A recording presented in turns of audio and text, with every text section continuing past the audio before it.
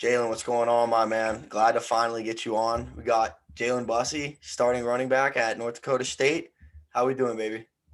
Doing good, man. Haven't seen you in a while, so it's good seeing you Yeah, again. it's been good, dude. It's been good. You're back home right now in Tampa? Back home right now, That weather, chilling with how's the that Fudo. weather compared to North Dakota State? I mean, here I enjoy it here all the time. Right now it's hot, but I'm out here sweating. But you know, North Dakota's cold. It snowed like 3 weeks ago, so No I'm glad to be up way. out of there. Yes, it's pretty bad. Yeah, but all y'all facilities are indoor though, right? Yep. So we just got our indoor facility built. We'd be practicing in like a bubble Okay. for the longest, but yeah, they just built a indoor facility for us, and then we play in a dome. So yeah. What's that like? How's the dome? Talk to us about the dome life. I Ooh. went to North Dakota my junior going into my senior year for high school wrestling nationals is in the dome. So they call it Fargo Nationals. And I didn't see it like be put to use like for a football game, but I've Yep. seen it be put to use on TV multiple times. What's it like actually being there and playing in front of those crazy fans? Yeah, so that dome it gets rocking. That's really what I think got me to commit there for sure. The fans in that dome are crazy. Coming out to Thunderstruck, hearing 27,000 sold out game every time. It's lit. Yeah, I can only imagine. Yeah, so you talked about that being a big reason why you committed there. Were there any other like major factors that like drew you to North Dakota State? So I was recruited by Coach Kleiman and them. They're now at K State. So actually, when I signed, they moved to K State the next week, and so I was like, dang. But Yeah. they were a close knit group, and they really showed all the family values that I had and whatnot. They cared for me, whatnot. But the community is great, and that's what I really was drawn to. And now the community they support me a lot. Like I'm kind of a big thing to them. I don't like to say it, but like they mean a lot to me, and I mean a lot to them. So that's what I appreciate about them. So 1 week after signing, you lost your coaching staff that recruited you. Yes. Yep. Holy shit, bro. What? Can you talk us through that a little bit? So That's I've heard of like a year, like we just had Bentley on. He was talking about like the transition with Taggart and Charlie, but even he had Taggart for a year. Like we're yeah. talking about a week. Like the people that you just basically committed to left. Yeah, so it was kind of hard because I went up there like in I think October maybe, and we had talked to them about it. I was like, all right, so you guys plan on leaving anytime soon? They're like, no, no, and he didn't have the job offer at that point. So I mean, of course, he was telling me he wasn't planning on leaving, and so then like the first signing day came. I think that's in what like December or Yeah, something it's like like it's that, like middle of and December. then yeah, and so I signed in that December. And then like the next week, he got a job offer to K State. And I was like, dang, well, I could at least possibly waited to the next signing day and like see if you guys would have gave the offer to K State. I would have loved Yeah, to go to K State with y'all. yeah. But yeah, but I mean, that's why everybody always talks about commit to a program, not coaches. And I think that's what really kind of helped because I was still committed to the program. Even though the coaches were there, it was good. And I was like, I messed with the coaches and but commit to a program. No, So for sure. Did the whole staff leave or just like the head coach and some of his guys? yeah, so it was the head coach, the running back coach, Coach That's Messingham. literally I the two was like, most important people for you. yeah, and I was like, we had to talk the whole plan on what was going to happen. He was like, yeah, you're probably going to redshirt your first year, and you're going to become that guy after this guy leaves. And I was like, all right, bet. I was like, I like the plan, and so then he left. So him, a wide receiver coach. I think that was really about it. But So who stepped up to be the head coach? Was it someone that was on staff already? yep. So they hired in staff. It was the defense coordinator, Matt Entz. He's now the head coach. And then the offense coordinator is now Tyler Roll. He was the fullbacks coach. And so, yeah, we just added an O-line coach and a wide receiver coach. How was that? I guess adapting to that new coach. Like, was the team environment still like structurally sound, like how you thought it was when you got there? Was it like an adapting process to like getting used to the new head coach and whatnot? Yeah, so I didn't really have much communication with the defense coordinator because I played offense. So, like, when I got there, it was kind of like that disconnect Mhm. for sure. But everything was still on track because it's a player-led program. So I think that's why we've won 9 of the last 11. So that's probably why that tradition kept going, was because it's a player-led program, no matter who the coaches are. Yeah, I also feel like with it being an in-staff hire, it's just, you don't fix what's not broken, and they kind of just kept me, like, I'm just saying from the outside, they just kind of keep going with the same thing, Yep. Like, obviously they're gonna have their minor tweaks and fixes here and there, but like for example, one of my best friends, Julian Ramirez, he wrestles at Cornell, and they lost their head coach who was there for like 30 years, like super long time. And their assistant came up, and Julian's like, it's the same thing. Like, our practices are the same. Yeah. Recruitment's better because they have a younger coach. He's like, but besides that, he's like, we're not fixing what's not broken. Like we have the same coaches, everything's still the same. He's like, we're still the guys that wanted to wrestle for Cornell, and like he said, it just kept flowing. And I feel like you see that a lot with guys that like leave Nick Saban. Like you see, dude. Like, I think there's 8 coaches in college football right now that are former coaches under Nick Saban, and the reason for that is they just want to steal. They think they know the ideas. Like, even Kirby Smart was under Nick Saban. Yep. Jimbo was under Nick Saban, all these guys. And you see it with success, and you see it at North Dakota State. Because, I mean, I was just looking through the coaches. I mean, you had Craig Bold and Kilman, and now you have Annette, is that how you say it? Yeah, Ince, yep. Yeah, so, like, I mean, dude, in one decade, a little over a decade, you guys had 3 coaches, and they all had success. Like, it wasn't like there was a derail or anything. So I'm assuming that definitely benefited as well. For sure, yeah.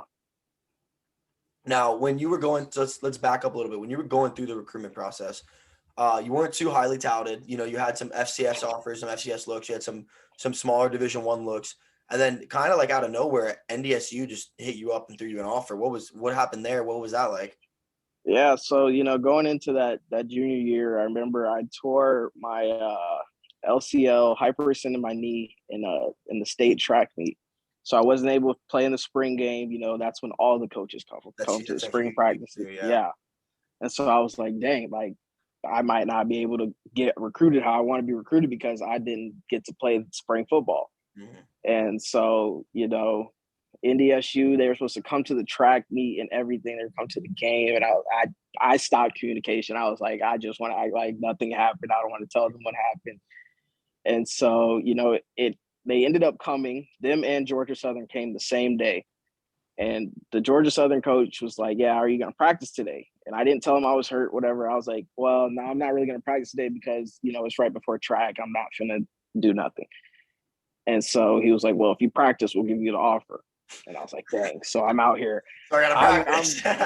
Yeah. So I'm out here running through the locker. I'm like walking back and forth. I'm like, hey, I'm talking to J-Mac, our head coach at TC. I'm like, bro, I got to practice. Like, I don't care how bad it looks. Just let me practice. We can act like I just got hurt in warmups or something. And like, I just need the offer so I know I'm straight, and he was like, nah, bro, don't do it. Whatever. So I ended up not practicing. Georgia Southern walks away from the practice. And so I'm just there in my TC uniform on the side. I'm talking to the North Dakota State coach. And he's like, yeah, so we'll offer you, even though so he was asking me like, what happened? So he was like, yeah, Did they know you were injured, North Dakota State? Yeah, so I ended up telling them. Georgia Southern. Yes. Okay. Yeah, so I ended up telling them during, like, while I was just walking around, standing around, it was like we were like going in between like periods and whatnot, and I was like, I'm gonna go talk to him and tell him what's up. And so I told him. He was like, all right, it's all good. We'll just come see you like later. Like, we like you, we seen you on film, whatnot, so we'll just offer you still. Mm-hmm. And so I was like, bet. And so then they offered me, posted it, and then that's when everybody else started coming. But that's like a crazy story on how that happened. Yeah, it's very fortunate. So you said you got your injury from track. How much has track helped you with your football career up to this point, you think? I think it's helped me a lot, being able to work on my speed. I think that's helped with my form and whatnot. Track, it was something I've done since a young age. So, just being able, and I think that's what separates me from a lot of other people up north and around the country, is the speed that I have. So I think track has been very beneficial to my success and career. Now, would you recommend like being a dual sport athlete in high school? Because, I feel like there's a trend going on now where it's like kids are just trying to play football year round. And it's not even just football. I feel like it's every sport. At least from when I was younger to now, it's completely different. Like you very rarely hear about kids that are trying to achieve success in 2 sports. Like, is that something you would recommend? Like, if you were talking to a younger high school kid right now, what would you tell them about that? Yeah, I'm definitely telling them do as many sports as you can. You know, the most well-rounded people, because you're gonna learn stuff from different sports. Like, you know, 100%. I played basketball, baseball. I mean, I didn't play them all in high school, but I did them all. And I think being well-rounded helps sell yourself to more schools. Like, all right, he can do this, he can do that. So that shows he can be an individual athlete. He's about his business. Well, he also played team sports, so he's a teammate. He can do this, whatever. So I think that's what helps you, and that can help sell yourself to colleges and even to like potential NFL scouts if needed. Now, speaking on selling yourself, I see here you're very good academically, MVFC honor roll. What was that something that helped you in the recruitment process as well as having good grades? Like, would you preach that a lot? Because you hear about, I mean, at least I know a lot of kids in Florida that I grew up with playing that easily Yeah, could have played at amazing schools and they were just failing freaking algebra. Like, yeah. I think that was something that my parents were kind of hard on me for was academics. I wasn't like I never wanted to apply myself, so I could get by with a C and a B. I hmm, mean, I still passed, so I was like, all right, cool.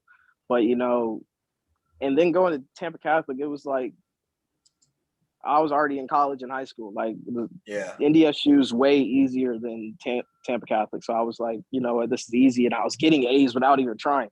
And I was like, this has never happened before, and so I ended up getting those freaking honor roll and whatnot. I was like, oh dang, this is cool. But I mean, it also helps. I don't recommend it, but use Google, check, pay for it. It works. Do It's whatever you there. got to do to get those degrees. Yeah. Especially in this freaking all Zoom era we live in too, man. That's crazy. Yes. Yes. Now, speaking of that, due to COVID, you guys had a spring season. What was that like? That was kind of came out of nowhere a little bit too. They didn't really like it wasn't like planned. It was just like, oh, we'll see what happens. Then out of nowhere, it's like, all right, we'll Yep. play football next month. Like, It was what was that process like? it was crazy. I'm talking about like players were getting mad at coaches for not telling us what was going on. Like we were up there. I was ready to like really like tell a coach, look, I'm going home. Like I'm not. If you guys play, I'm going home because I'd been up north and COVID was messed up. Came home. When was that? Like May, and I think I was there until all the way till like August, and then I ended up going back to school. We started doing workouts, and then they were like, "Yeah, I don't think we're gonna play a fall season." I was like, "All right, so if we're not gonna play a fall season, I'm just gonna go do school from home." So I was like, "I'll do that." But then, we got a call and a text. It was like, all right, guys, we're gonna meet some coaches and some our AD is gonna meet some schools about trying to play a few games in the fall. And we're like, okay, so like, are we gonna play season or not? Like nobody knew. Mhm. And so then it was like they met a few schools. We ended up playing one game. We played Central Arkansas. I was like, all right, cool, bet. Oh, Played I that actually game. remember this because that was Yes. Trey Lance's only game. Yep. Yeah, Yep. I So we ended remember up this. playing Central Arkansas. And I was like, all right, bet, season's over. I'm going home.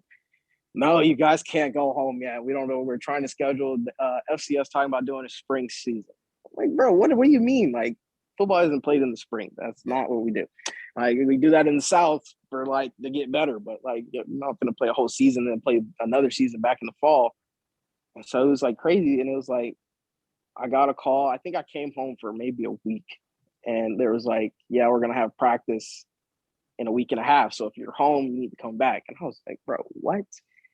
And so ended up we had that season, started it up in January, and yeah, had that whole spring Preseason. season. How much like preseason time did you have before the spring season? Like, did you guys even roll out any like, I guess, game plans before? I mean, I know you have your week to week plans, but did you even have Yeah, like that come up before then, or you just rolled straight into it? I think so. I think I was home in December. That's when we got the call that we're about to have a season. So I think that January and February was us. It might have started in February. I don't remember exactly when the season started, but I think for sure that January was when we were getting it until our fall camp. So like that's when we started working through what we were gonna do, who we were gonna play, all that stuff. So yeah, I don't know how it was for you as a competitor, but as a fan, bro, I loved the spring season. Like we had barely had college football in the fall because of all yep, the COVID stuff, and then it was like I was intrigued with FCS. I was following it like crazy, and like I've always kept my eye on FCS because like I'm trying to broadened my horizon, as well as I think it's just as fun to watch, and I think it's just there's guys that are just as elite. But when that spring season hit, I was like religiously following. Like I was watching all the big games. Like I was keeping up with the rankings. I was keeping up even with the recruitment. Like it was really cool. Like from a fan's point of view, it was awesome. It gave me year-round football, and I got to follow all of it. And then the playoffs came. Like I was a big fan of it. I was a huge fan of it. Yeah, so I think I enjoyed it too. I enjoyed the spring season. I actually was for somebody said it. There was like FBS in the fall, FCS in the spring, and I was like, all right, I messed that. Like I'm cool with that. And and you were talking about seeing the FCS players. There's a bunch of dogs in the FCS, and I think we all play with a chip on our shoulder because we're not at the FBS level, and it creates like real competition every week. And it's like, well, you see FBS players. Well, you're only watching their superstars that are about to get drafted. Well, you look at FCS, you see, oh dang, he's really a dog. Oh, he's a dog too at cornerback number 2. And like at that time, I was coming out of rotation, so it was like, dang. So our RB1, RB2, and RB3 are nice. Like you seeing really how good everybody is. And I was like, yeah. So like really, just I tell everybody this all the time. FCS is full of dogs, and we play like we got nothing to lose because we weren't picked to be at the Alabamas, the Georgias, the Auburns. We were overlooked by them. So that's how we play, and I enjoy it. I enjoy FCS a lot, and I like the playoffs that we have. It's way better than the FBS. Way better. Anybody can win. Better. Oh yeah. Anybody can win. Yeah, let's talk about that a little bit. What now? Based on the structure, so you're gonna know better. I'm just gonna. I think it's 32 teams, or is it? Yep. It's 32, and then the one seed from each pool gets a bye to the first round, right? Yes. Yep. Yeah, and then in what's it called in FBS? It's 4 teams. Like 4 teams. And the thing is, now listen, it's not always perfect though. Like for example, like Jackson State not making it to the playoffs this year made absolutely no sense. And like there's occasional times where it's like that doesn't make any sense. But for the most part, it's fun, bro. Like if you've never kept up with FCS playoffs, it is very fun to watch. It is extremely fun to watch. Now, do you like playing it too? Because it like brings back that high school like memory a little bit. Yeah. Yes, it's like because it's like really, it's like a football March Madness. Like you could have a freaking 6-seed upset of 3 seed. Yeah. And it's like, well, that just happened. And now it's like, well, how does the rest of the bracket going to play out? Because now we've got who you thought that you were going to play. Now you got to play this. And you're worried about a whole different scheme because they're coming from a different conference. They play different type of football down there. And it's like, well, now you got a game plan. So it really shows like who can adjust, who's really going to play hard and whatnot. So I just enjoy that. Yeah. I mean, people complain about it in the FBS because they're like, oh, well, we already know like the top 4 teams. Like, that's why we keep it that small. Because like, obviously, you put like Alabama against like Cincinnati. Like, obviously people are like, I don't like that comparison. Okay, but hear me out. Like that comparison. The normal fan would say like Alabama would win, but Cincinnati like you just did don't better know. against Alabama than Michigan did against Georgia by a mile. By a mile. Yeah. I know, but like at the same time, like it's Alabama, dog. Like, are you like, yeah, you have your hopes, like you have your optimisms looking at like some teams, like obviously like looking at UCF over the years, and Cincinnati, like they're your underdog teams. They're who you want to win. But in the FCS, like all teams that make the playoffs are competitive. Like there's no guarantee, like especially coming from NDSU, like you guys have your legacy. Like you guys have proven you make your playoff runs, you'll bring in your natties. So like you're given to make it deep, but you're not given to win it every year. Yep. So I mean, I feel like that's what makes it a lot more, I guess, interesting from a fan's point of view. Because I mean, NCAA, you're literally just waiting, or FBS, I mean, you're waiting just for the national championship. You don't really care about the playoffs. Thing I like about it too, Zach, like what you're saying is this is the issue with FBS playoffs is that they don't have a strict like this is what it's not. This is what I hate. This is what I hate.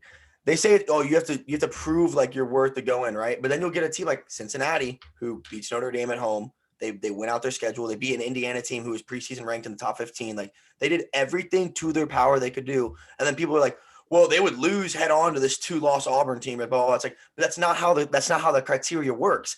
It's not about who would win head on. It's based on what you have. Can you do that? And it makes for so many arguments of who should be in and who shouldn't and this and that versus the FCS. It's like, you prove yourself. Let's see what you can do. You know what I mean? It makes it way more fair, and it makes it makes the team have more control. You're more in control of your destiny, if that makes sense. Yep. And I think that's why right now everybody's talking about, well, move up to FBS. Well, I don't think we're going to move up until the FBS adopts that playoff system, because there's no way. Like, our fans, we play for championships. That's what they want to be playing for. We don't want to play for no conference championship in the Mountain West. Like, that's not what we want to do. We want to play for national championship. We want to be the best. And so I think until the FBS probably adopts that 16-team playoff or something, there's no way I don't think NDSU moves up. Now let's talk about that real quick. So obviously there's always speculation on North Dakota State's moving up, this and that. So what is your opinion on that? I'm trying to pull it up right now, but I mean, you guys have beaten top 10, top 15 FBS teams multiple times. Yeah. I'm trying to pull them up. So where's one? So yeah. I mean, you guys beat number 13 Iowa at Iowa. At Iowa, 4 years ago. You guys have beaten numerous occasions this has happened. I can't find them all. Beat Iowa State, who was ranked a couple years ago. It's Kansas State. Like, you guys regularly do this. Colorado State. Like, so it's not like, well, if you think about it, if you guys got put in the FBS right now, with the dynasty you have, with everything you have, how do you see you guys staying in with everyone right now? Like, where would you put you guys at, based on rankings, or like based on like pecking order? Who would you relate your team to? Stuff like that. Because of our location, I think we probably put in the Mountain West. I see that, yeah. Or maybe MAC, but I think that's maybe MAC, yeah. Reach.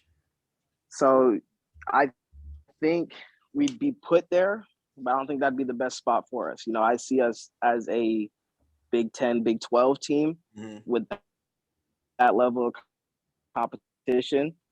I'd like to compare ourselves to, I say we're a better Nebraska.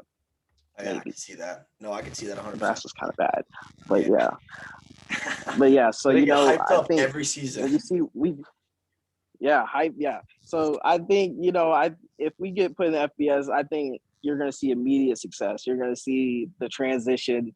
And, there's a transition phase where you can't make the playoffs. Whatnot. I don't know how it works, but I think it's 2 years. I think you get 2 years.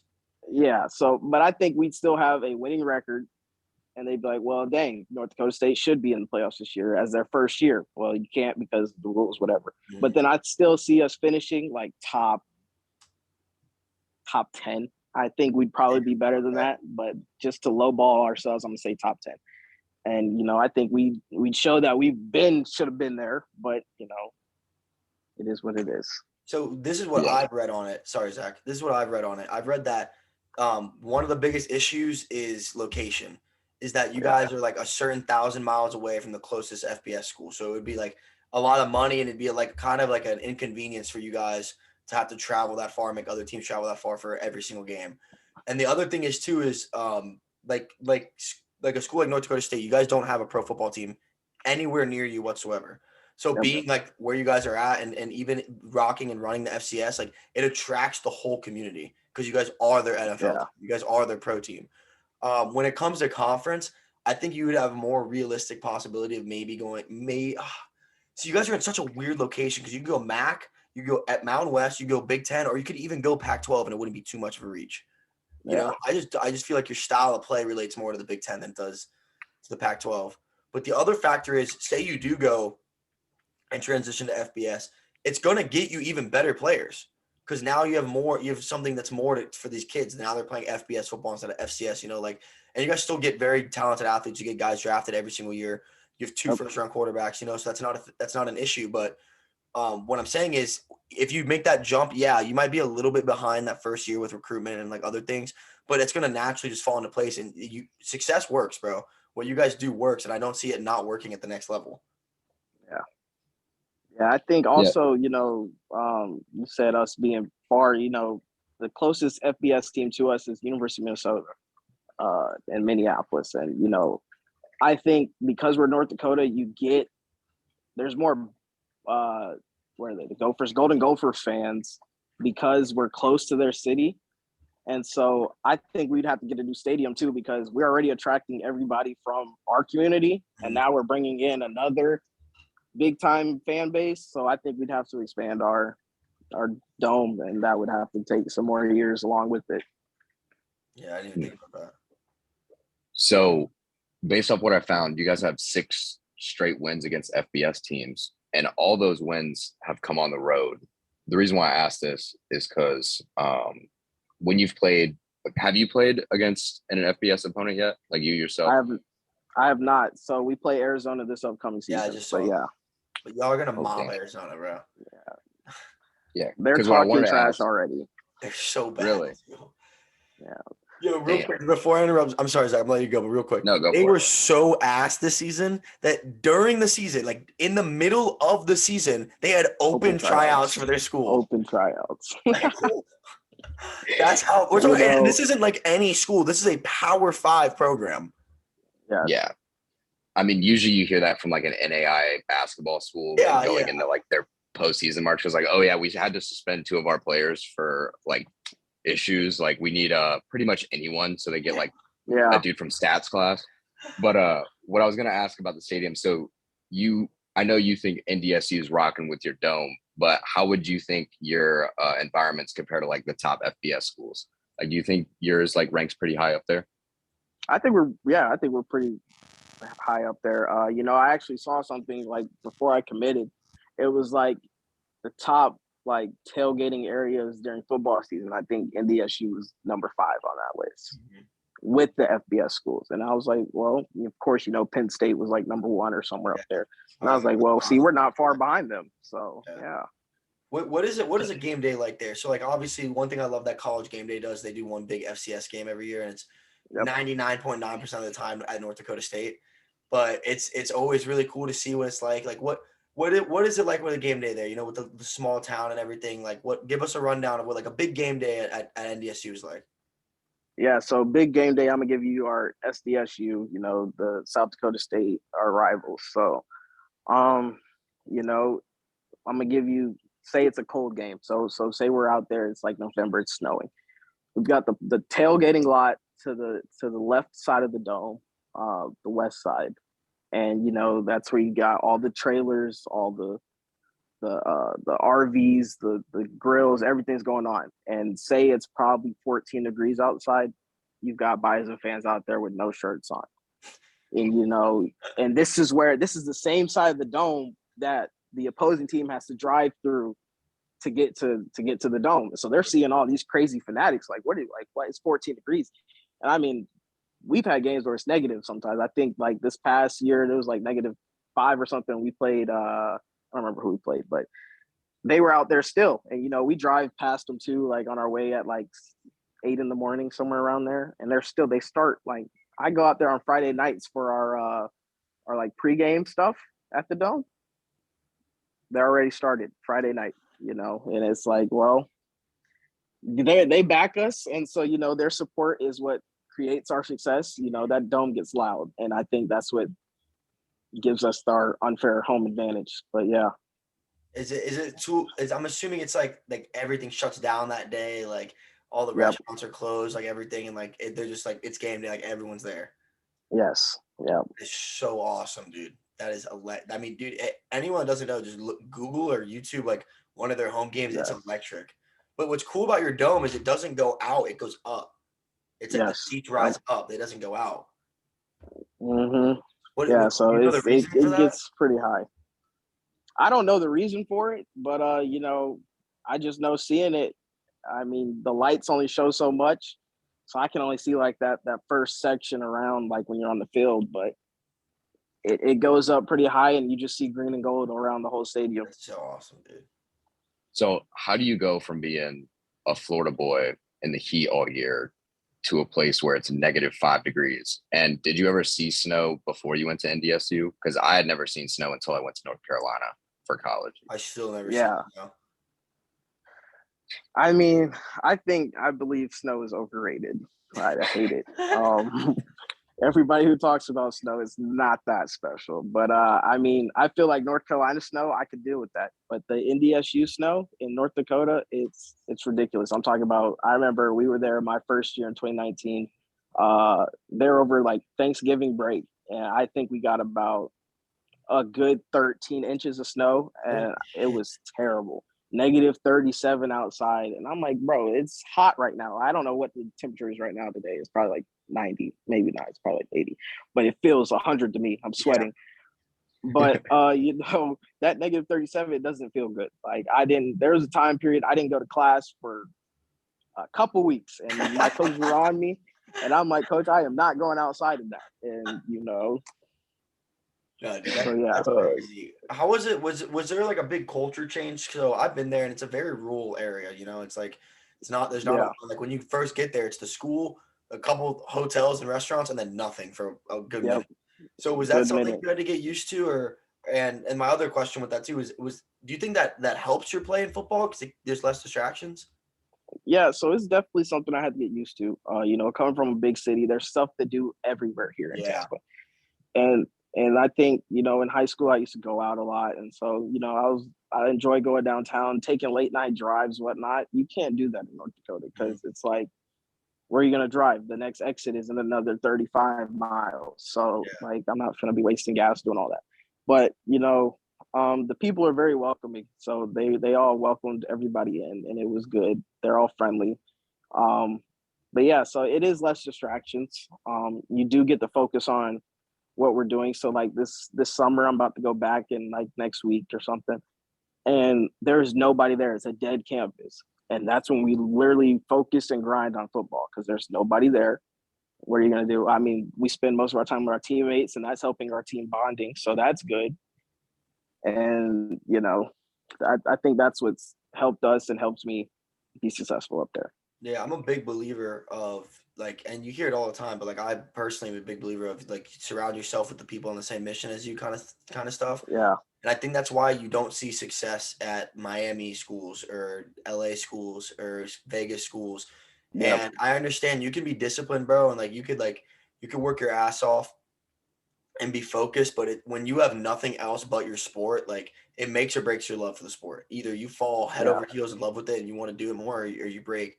And then you get a community like you guys that are used to winning and that have it down. It's like there's no distractions and you're able to just suit up. I mean, and look at you guys. Look at Alabama. Look at Giannis talks about it, playing it for the Milwaukee Bucks. Like, yeah, obviously you still want to be able to have a social life and do stuff, and you still can do that at NDSU. Like, it's a big college. Like, there's a lot of people there. Like, you can still have a good life, but at the same time, when it's season, it's time to buckle down. It's not that. It's a lot easier for you to buckle down and focus, and that's what something Bentley was talking to us about too, as well.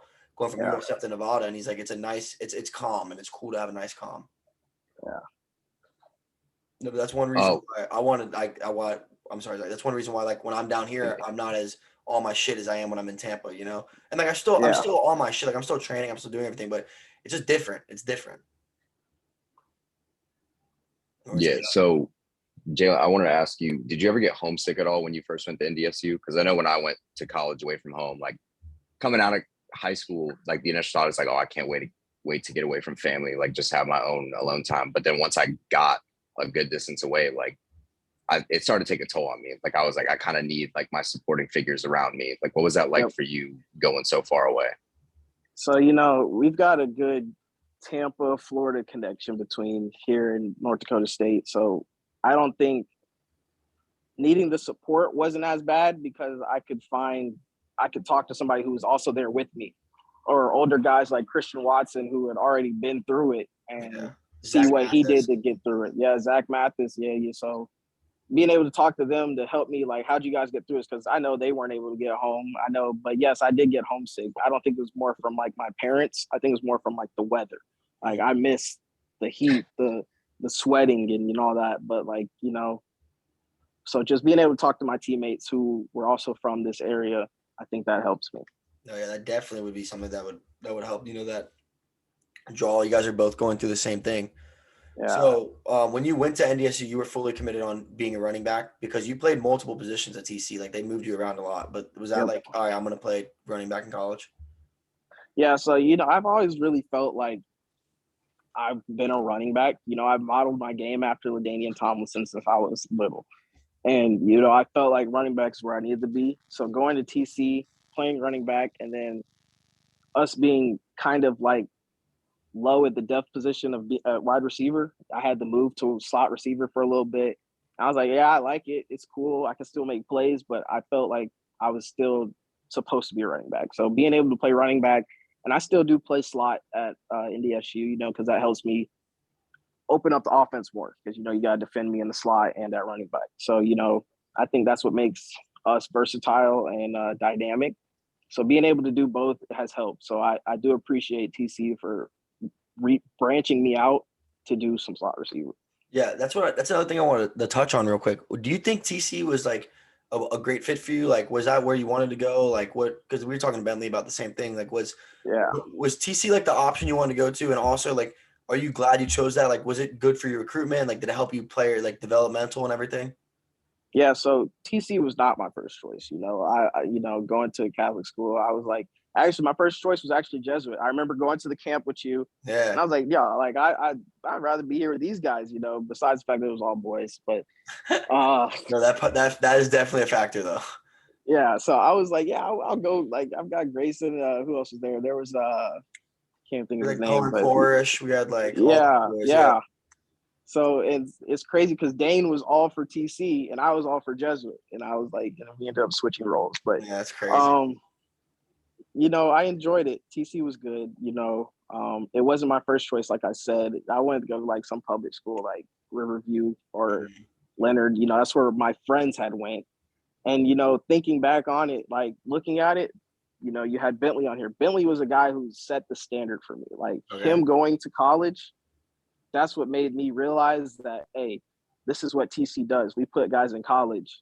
Whereas if I would have went to Leonard or Riverview, there's no, who can you tell me from there has gone to a big college for real? Like it's now showing up. There's a few every once in a while, but TC did it. We had Devin, Darius, Nate Craig. Yeah. Yeah. And it was like you can see, and there's people from like our coaches, like Jarris, he went to TC, and seeing that there was a lineage of people who ended up going to college from there. It wasn't something I realized until I got to probably my junior or senior year there.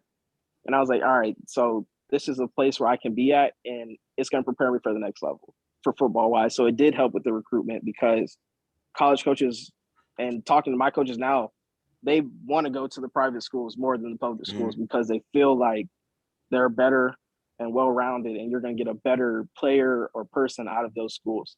So I do appreciate TC, and it was the right fit for me. Yeah, and do you think like also like competing against guys in practice like Bentley and Devin and Nate Craig and all those guys, you know, you had Noah Carlson for a little bit, you had Darius, you know, you had Marion Brown for a little bit. Like you guys had an extremely talented roster.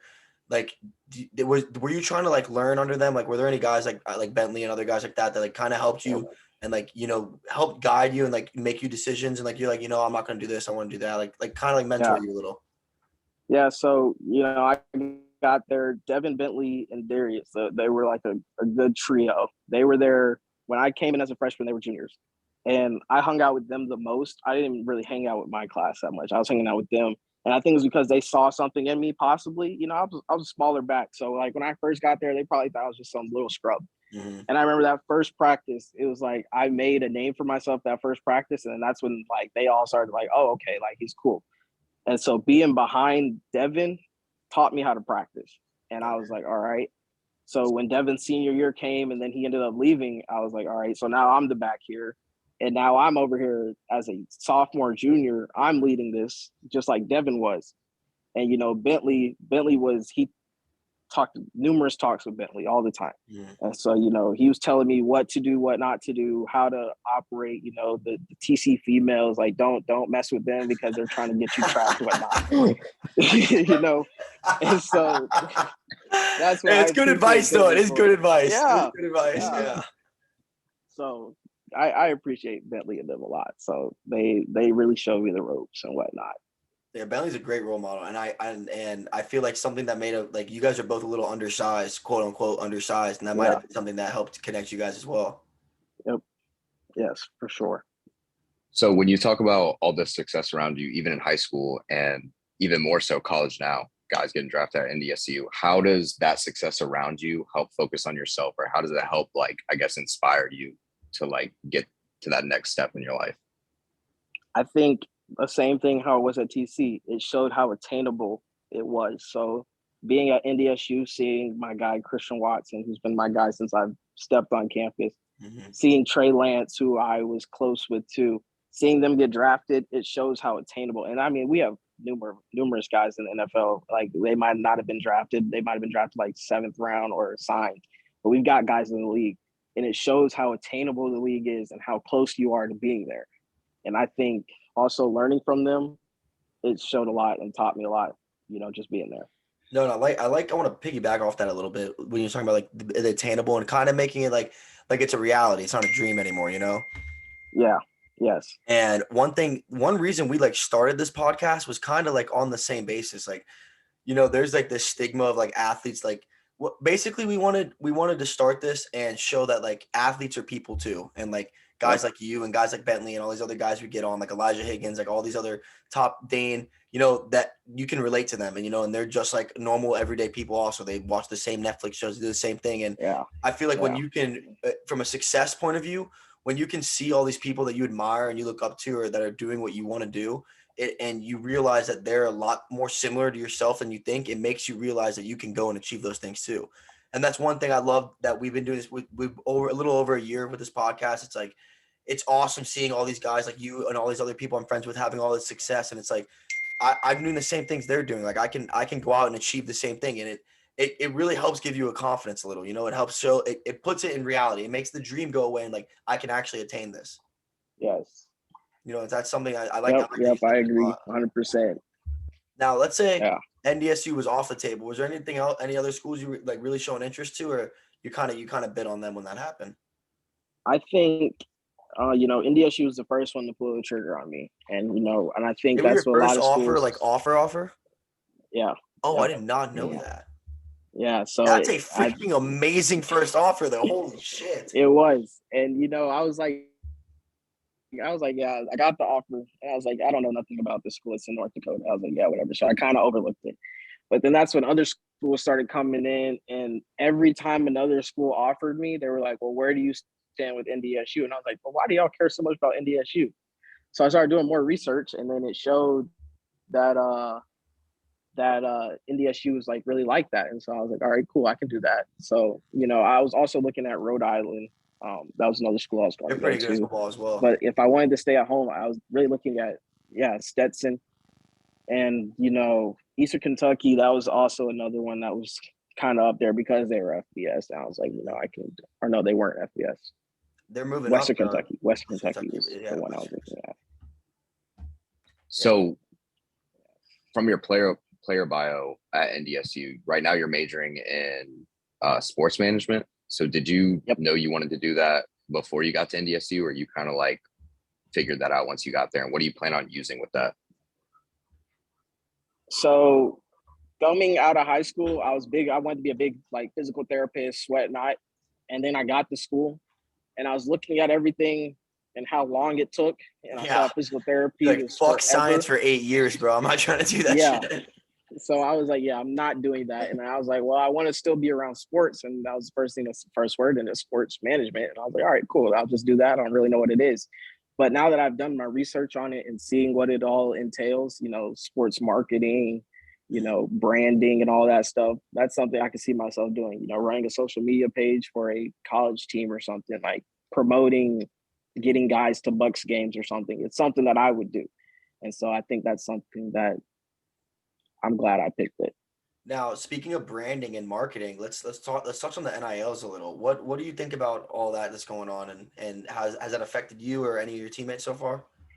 Yeah, we've got a few NIL deals. I've got some. I think it's really good for the game, mainly because I want to play NCAA again. But yeah, please bring it back. But I think it's worked out. I'm hearing like Deion Sanders and Nick Saban going at it now about their schools. And I'm like, man, it's not even really about that. Really, like, I'm broke. I'll take the money.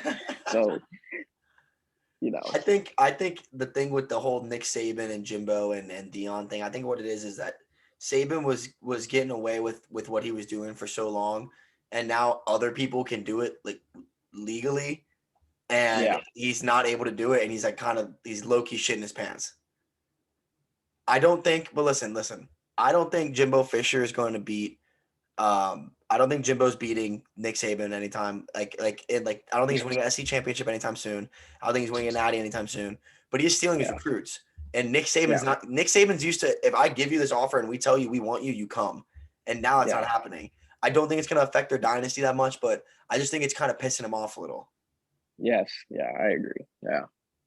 It is becoming a free agency though, which I'm not a fan of personally. Yeah. Jalen, you brought up NCAA, so I have a question. How good do you think you are at NCAA? And if you were to put yourself in NCAA, what overall would you give yourself? So when I had the game, I was pretty good. I think right now I wouldn't be very good at it. But, if I was in the game, I'm giving myself, a 5. I think that's what NCAA would probably you got to have the – Wait, go back to that. You froze up real quick. Say that one more time. It's got to be. Elusiveness has got to be here too. Jalen, you froze up for a second. What was your rating? Oh, no. Say that again? You froze up. What was your rating? I would rate my – can you hear me? Yeah, it's a little blurry. Oh, you're good. Yeah, I'd probably rate myself like a high 85. Okay. Yeah. You're probably in the game, dude. If we look at the updated rosters, you're definitely in the game. I hope so. I think I'm probably lowballing myself here with the 85 rating. But it's got to be a high 90s speed and a high 90s elusiveness. So I like that, the elusiveness. I like that a lot, actually.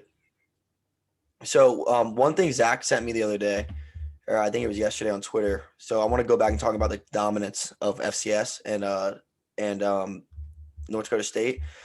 So he sent me this thing as Alabama versus North Dakota State since 2011. Okay, listen to this. Both schools have first-round quarterbacks. Alabama has 5 natties. NDSU has 9. Overall record, Alabama was 140-14, with you guys being 149-12, and Alabama's 5-3 in championship games, and you guys are 9-0. So when it comes, do you guys ever get like, I'm not like butthurt, but like, you guys get a lot of shit on you for being FCS, but your domination and everything shows it. Was that something you had to get used to, or like, how do you guys handle when stuff like that pops up? Because all these comments are just shitting on North Dakota State. Yeah. It happens a lot, and it's coming now from Arizona fans. Well, if you guys are so good, just move up.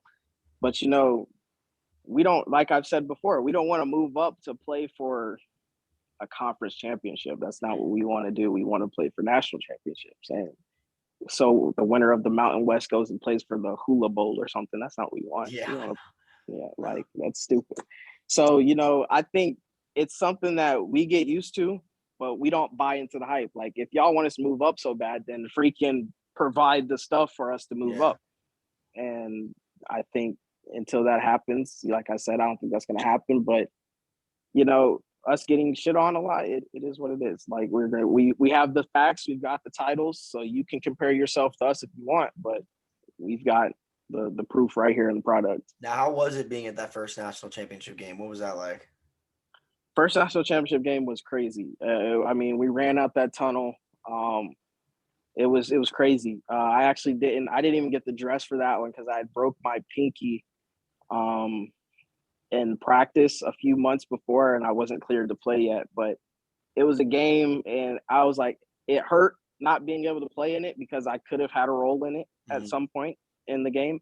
But I still haven't played the national championship, but that feeling of winning it, like all that preparation from fall camp all the way through, it's a long season. Like, we play forever. And it felt satisfying to finally get something as reward. Like, all that hard work paid off. And same with last year. Like, we won last year. I was hurt again, tore ligament in my foot, so I missed the whole playoffs because that happened second round playoffs. And so, it just felt good that all that work that we had put in before, all those long dog days in the summer, the long season, it feels good to be up on that stage in the confetti fall. Yeah, and like I want to piggyback off that too. Like just because you didn't play in the game doesn't mean you didn't have a role in the game. Yeah, Like when I was a Jesuit, we were supposed to win a state title in wrestling my sophomore year. Shit happens, it didn't happen. But our head coach was like, even the JV kids are getting a ring because they're the ones helping you get better in practice every single day. You know, like yeah, you might not have played in the actual game, and they might not have actually wrestled in the state tournament, but I would have never been as good as I was if it wasn't for those guys below me that were pushing me, even the depth chart guys that were pushing me. You know, and that's the yep. shit that wins you championships. The game time is supposed to be what's given. It's the shit you're doing before the game. You know, so you're still a factor in that game, 1,000,000%. Yeah, and I think, we take pride in our scout teams. Like we give out scout team awards. You're recognized every single week for who did the best on scout team. And it just shows that you might be an incoming freshman, you might be a freshman now, sophomore, you're not getting reps with the ones or whatnot, but you're still a part of this team and your reps are valued. Like you have a part in the team and what you're doing, we appreciate it. And I think that's what continues to put us on top and ahead. Yeah, my dad always used to say, "You're only as good as your weakest link." You know, Yeah. it's not about who your best person is; it's about who's your worst. And if your worst is good, that's a scary team. Yeah. So you've talked about, I know you had an injury in high school from track, you had the pinky injury, and then you're coming off this ankle injury. How do you bounce back from each injury? Like what's kind of like your mental headspace like, and how do you like keep yourself driving towards getting back to 100%? Yeah, how do you handle that adversity? Uh, yeah. So it's tough at first, high school injury was different because I thought I wasn't going to have a future in football after that. So that one was different. The pinky injury that freshman year was like, dang, like I was producing. I just came off my first game, like I think it was a week before, 2 touchdowns on 2 carries. And I was like, yeah, so like I'm showing y'all that I can do this. And then that following week I get hurt. And it's like, well, now what? And then this previous foot ankle injury that I just had, that one hurt because we're in the playoffs. I'm a featured back. I'm putting in good amounts of time for the team. And like whenever like we need an electric play like from the backfield, it's something that I was producing. And I was like, all right. And I get hurt and I'm like, wow. And it kind of threw me off a little bit, but I was in a better headspace from this injury than I was from all the previous ones because I knew that I had guys behind me that were going to pick up every single rep and everything that I was doing. There's going to be somebody that could also produce that. And so I was like, all right, we're fine as a team and they're going to give me time to rehab and get back. And I know they're going to get the job done. They're going to finish whatever we started. I mean, at that point, we weren't looking at championship. We were just trying to win and continue to win so we can get to the championship. But, just being able to have guys rely on, it helps me a lot because then I'm able to focus on my rehab, getting better, and being prepared for next season. Yeah, so when you're at North Dakota State, you got a lot on your plate, like a lot of expectations. You know, you wanting to play in the NFL, you guys winning a national championship every year. How are you guys able to buckle down and focus up, and like what really goes through like yourself and your team when it comes to like all on your plate, like able to just focus not on just jumping to the national championship automatically? Yeah. So, it's crazy because, you got guys like Christian Watson. He's a big player. And there's not a single time I think I was there where we had a conversation about the NFL. And we didn't care about that. We knew if it comes, it comes. But we're focused on right now. And that's our motto. Right now means everything. So who cares what's going to happen for you in the future? Like, yeah, Christian, we know you're going to get drafted, but that's in the future. We're worried about right now.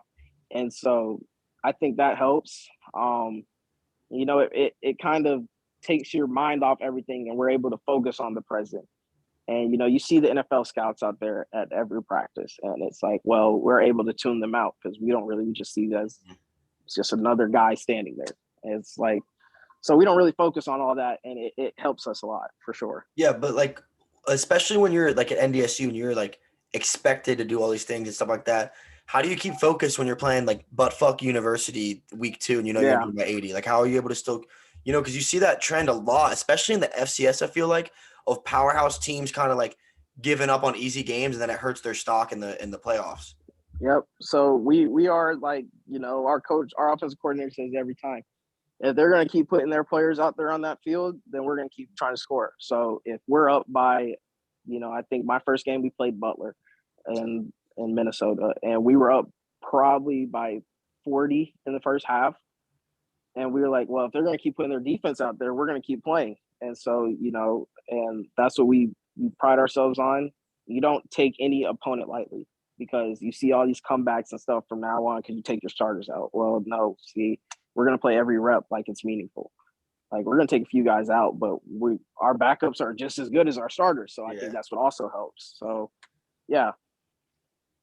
Yeah, because I feel like that's a big trend, especially like in wrestling. They always tell you, like, you need to treat your first match like it's the finals. Like, you need to prepare and mentally, like, be ready for this kid to be as good, even though he's dog shit. Like, you're going to run through your first kid. Like, you need to warm up the same way you'd warm up if you were wrestling the state championship. Like, you need to be, like, the same focus for every single match. And I feel like a lot of kids, including myself, there was times I lost matches just because I was looking at the kid I had next, and you especially at your level, that could really fuck up, get you a way harder route to the finals and the playoffs. Yeah, and I think also that 2020 COVID year, we've had the most losses that year than we've had in a very long time. And that was why, because we went out, we played an SIU team who we knew was not as good as us. I can tell you right now that locker room. Oh my gosh, I completely forgot about that. Yes. I completely forgot about that. That locker room, so leading up to that game, that Friday night when we flew in, we were going through our meetings, everybody was locked in. So you guys played at Southern Illinois? Yep, at Southern Illinois. So at that time, we'd had the longest winning streak, whatever. I remember. Dude, I completely fucking forgot about this. Yeah. So we're there, we fly in, everything's good. It's like a normal game week. Something about that Saturday, it was different. We got out, we warmed up, we saw them. It was like, bro, they're the same fucking SIU team that's trash and they're garbage. Like, so in the pregame locker room, it's usually quiet those first 30 minutes leading up to kickoff. Like, before you run out, it's quiet. Like, you can hear a pin drop. Nobody's talking. You got your music on, personal music. Like, nobody's talking. You don't hear a thing.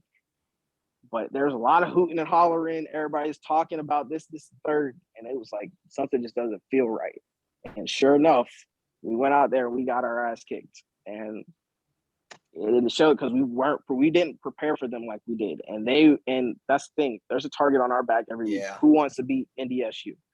And freaking SIU, they've got it. We were the first team. We ended the streak. So yeah. Dude, I completely fucking forgot about that. It was a huge deal. Yes. Everyone was like, holy shit. And then they got ranked like number 2 and they just fucking dropped off throughout the season. Yeah. I completely forgot about that. And I mean, it hurts for us as players because I'm part of that team that lost the streak. And, we have this big alumni that come back for the national championship game and we all get to meet with them like in our pregame, and just being able to face them when they ask you about, and it's something that comes out every single year. What happened at the SIU game? Are you guys locked in today? Or are you guys going to show out like SIU? And it's like, dang, I was a part of that team that lost the streak to SIU. And I don't think I'll ever live it down from our alumni. But yeah. I feel like it's kind of needed though, because like with a game like that, you always have something to kind of discredit you, like a chip on your shoulder kind of, because like someone's always going to be like, oh, well, like, is this going to happen again? But now you have that on your mind, like, I can never let this happen again. Like, I got to be 10 times better than I was that day. So like, yes, I feel like it always sucks looking back on it, especially when people ask, but if that never did happen, it was bound to happen against someone else. Like, you were bound to have that moment, especially if you were continuing to like prepare and act like you guys were at the time. Obviously, you saw how you bounced back this year, especially. You guys dominated again. Yeah. One of the questions I wanted to ask, I feel like we already touched on it though. So you made it to the quarterfinals. You got injured. We talked about bounce back. I'm trying to remember. Yeah, real quick, while you think about that, I like what you said with the target on your back. Like, you hear it a lot, at least in MMA. Like, when you're the champion, like a lot of people, they win the belt and then they start getting their ass beat and they never want to fight again because they feel like I won it. But like, when you're the champion, you have to work double as hard because every single fight you have is the hardest. Like, even if you guys are playing an 0-13 team, they're going to practice that week harder than they practice for any other week throughout the season because of the opportunity to do something, so you guys are always going to get a team at their best. Yeah. So, and that's what we talk about all the time. It's like you said, we could play an 0-13 team and that one win against us, that could be their national championship. Mhm. That'll make their whole complete season turn to a different side of the story. It flipped the entire page because hey, we beat NDSU. Not very many teams will say they've done that, but we did it at 1-12.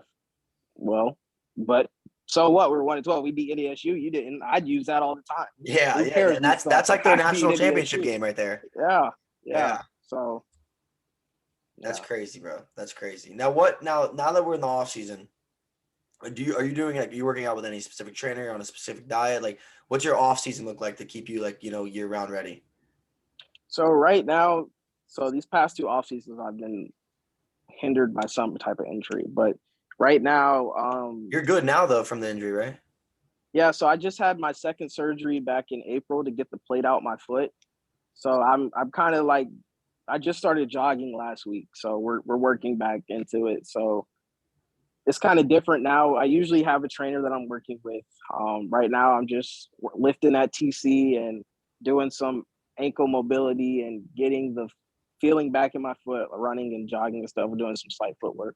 So a regular off season I haven't typically had yet. So I can't really speak on that, but you know, just making sure that my body is good right now. I'm doing yoga every morning, That's fire. stretching and all that stuff to get those small ligaments right, so I'm not having to worry about this problem next year. And so that's basically what I'm doing Oh, now. I'm a huge believer of like yoga and Pilates, dude. I do Yes, every Sunday morning. If I don't have work, I do a mobility day yes, where I'm yeah, just I'll have my back roller, I'll have my PCP pipe, PVC pipe.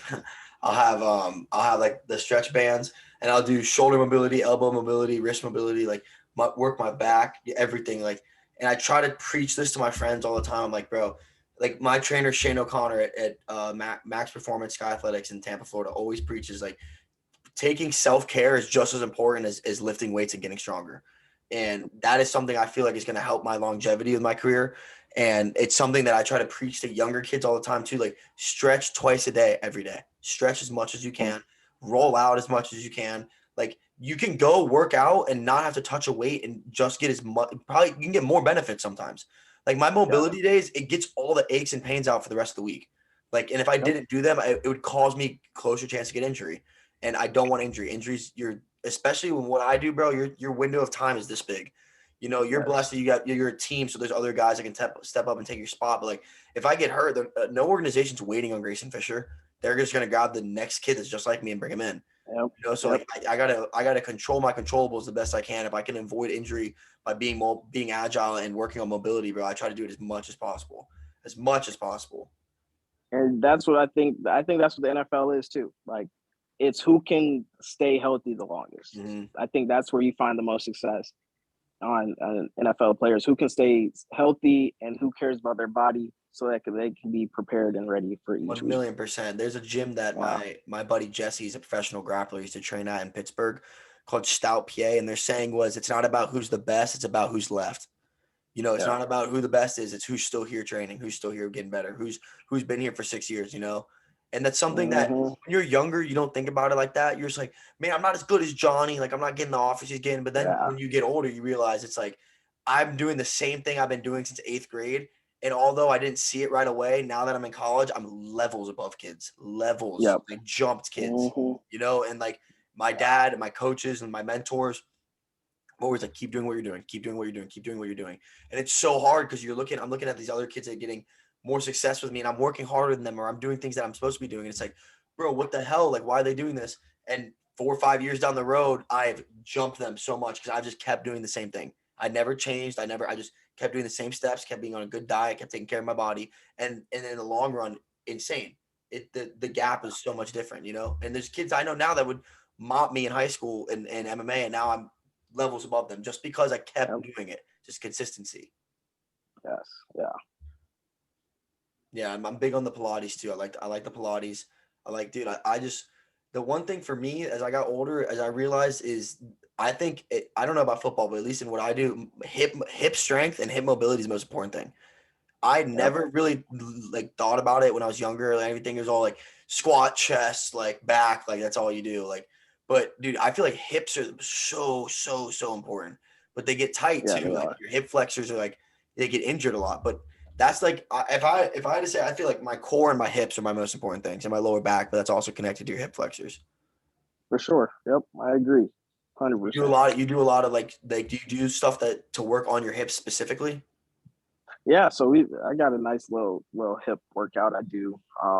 I've been doing it probably for about 5 weeks now. One of our former NFL player or former NDSU players, Chase Morlock, it was something that he came up with, and it really gets your hips loosened up and activated, and I think it's helped me tremendously.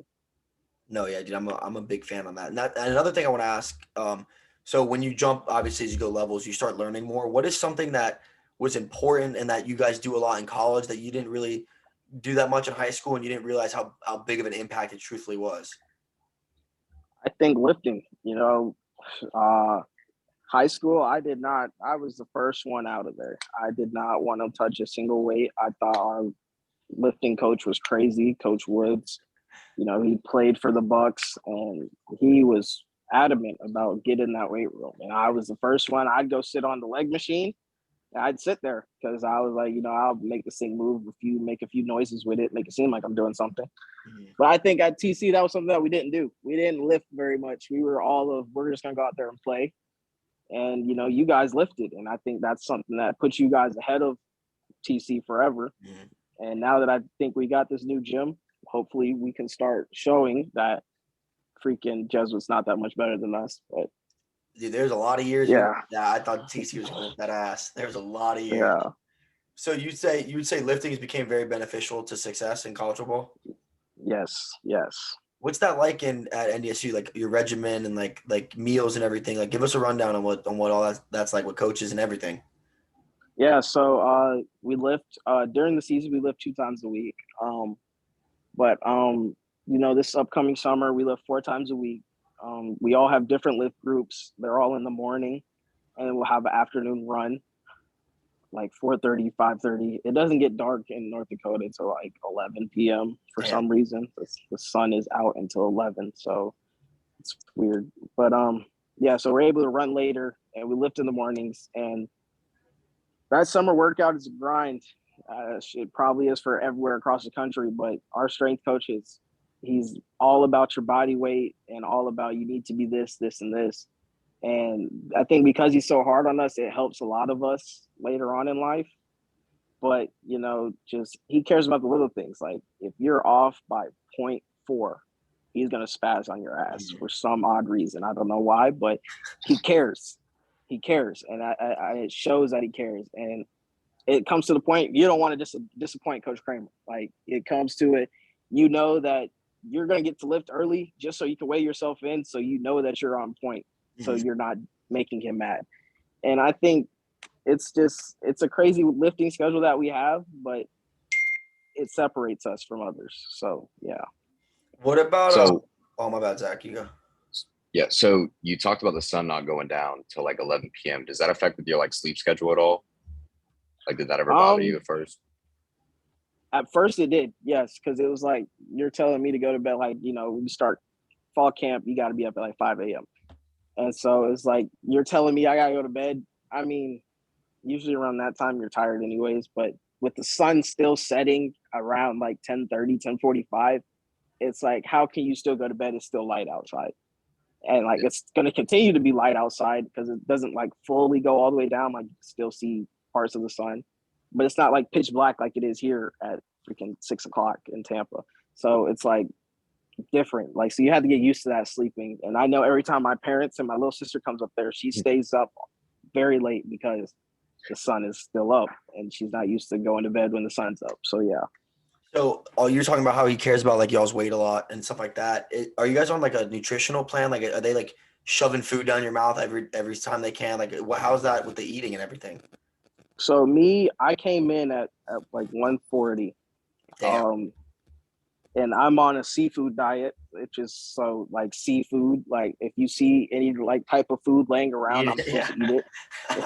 And so that's what I've been on for the last 3 years. If I see any type of food, eat it. So I'm currently right now like 168. So I've put on a good amount of weight being there. But like I don't want to get too heavy because that speed and it hurts my freaking knees being 170. I got up to like 172 at one point and my knees felt like they were going to give out. But yeah, so I'm on a seafood diet. We've got some guys that are on we've got a where's the beef board. So like guys that are supposed to eat more lean stuff so they don't gain like fat. We've got where's the 6-pack? Those are the fat guys that are supposed to be like, you say you're a linebacker. Well, where the fuck's your 6-pack? Type shit. Yeah. But, yeah. So yeah, it's we have a good nutrition program there, and they care about us, so they check everybody's weights and where it's supposed to be, and they put you on a plan based on that. Yeah, that's nice. Yeah, because I don't know. I didn't have like a nutritionist or anything like that, like what you're getting and like someone that's on you, but I gained weight so much faster in college than I did in high school. And I think like a big majority of it too is just growing, like just turning from a kid to a man. Because I'm not doing anything crazy different now. I way more in tune with my nutrition and stuff. Like I study that literally every day, bro. If I'm on TikTok, it's 95% of the time it's on food or like good foods to put in your body, or it's on certain ways to help injuries. Like I'm always researching that stuff. Yeah. So I would say that's different, but I wouldn't say like anything. Like I'm still doing the same workouts. I'm with the same trainer since I was sophomore in high school. Like nothing's changed, but weight started just grabbing on way easier when I got older. Yeah, I agree with that too. I have an unlimited meal plan there, so I'm able to eat whenever I want. But I think now I can eat. It's not necessarily that I'm eating more. It's just easy to put on for me. Like, I think I'm holding on to it better. Yeah, that makes sense. So I feel like we were also like crack babies in high school. Like we literally used to go to school at like 8 a.m.